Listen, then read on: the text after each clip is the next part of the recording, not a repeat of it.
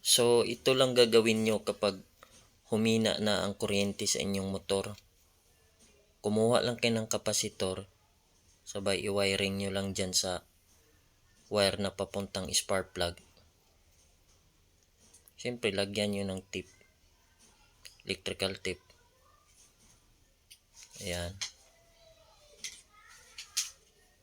Tapos kumuha kayo ng wire na maiksi. Kasi yan yung gamitin nyo ng pangdugtong doon sa papunta naman ng spark plug. Ayan.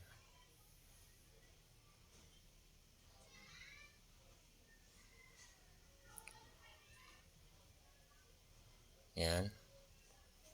Katapos kumuha kayo ng cable tie, itali nyo dyan sa taas para hindi siya mauga-uga.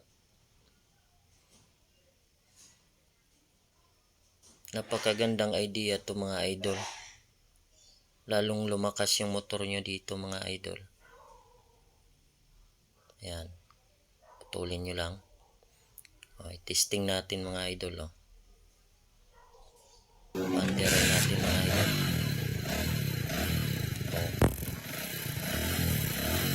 Diba? Lakas ng kuryente mga idol. Kahit malayo lang.